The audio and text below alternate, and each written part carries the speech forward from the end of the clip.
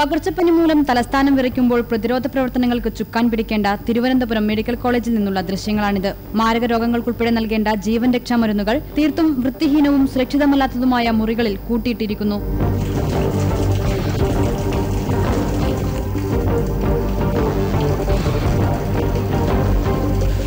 ലക്ഷക്കണക്കിന് രൂപയുടെ മരുന്നുകളും അവശ്യ സാധനങ്ങളുമാണ് ഈ രീതിയിൽ ഉപയോഗശൂന്യമായി കൊണ്ടിരിക്കുന്നത്.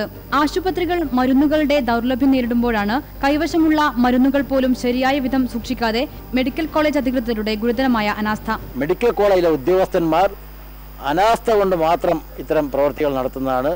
ഇത്തരം പ്രവൃത്തികൾ നടത്തിയിട്ടുള്ള ആശുപത്രി അധികാരികളെ ആരാണോ അവരെ സസ്പെൻഡ് ചെയ്യേണ്ടത് അത്യാവശ്യം. പൊട്ടിപ്പൊളിഞ്ഞ കക്കൂസുകൾക്കും അഴുക്കുചാലിനുമരികെയാണ് മരുന്നുകൾ സൂക്ഷിക്കുന്ന സ്റ്റോർ റൂം ഉള്ളത്. ഇതാകട്ടെ വളരെ പഴക്കമുള്ളതും. സ്റ്റോർ റൂം പുതുക്കിപ്പണിയാൻ മെഡിക്കൽ സർവീസ് കോർപ്പറേഷന് ടെൻഡർ കൊടുത്തിട്ടുണ്ടെങ്കിലും ഒരു മാസമായിട്ടും മറുപടിയൊന്നും ലഭിച്ചിട്ടില്ലെന്നാണ് മരുന്നുകളുടെ ചുമതലയുള്ള ഡെപ്യൂട്ടി സൂപ്രണ്ട് ഡോക്ടർ മനോജ് പറയുന്നത്. മെഡിക്കൽ സർവീസ് കോർപ്പറേഷൻ തന്നെ അത് റീകൺസ്ട്രക്ട് ചെയ്യാം എന്നും പറഞ്ഞ് അവരുടെ എഞ്ചിനീയർ വന്ന് പ്ലാനും ഒക്കെ എടുത്തോണ്ട് പോയിരിക്കുക. ഒരു മാസം കഴിഞ്ഞ് ഇതുവരെ നടന്നില്ല. പ്രശ്നത്തെക്കുറിച്ച് അടിയന്തര അന്വേഷണത്തിന് ആരോഗ്യമന്ത്രി VS ശിവകുമാർ DMEയോട് ഉത്തരവിട്ടിട്ടുണ്ട്. ഉത്തരവാദികളായ ഉദ്യോഗസ്ഥർക്കെതിരെ ഉടൻ നടപടി സ്വീകരിക്കുമെന്നും മന്ത്രി ഇന്ത്യ വിഷനോട് പറഞ്ഞു. India vision, Thiruvananthapuram.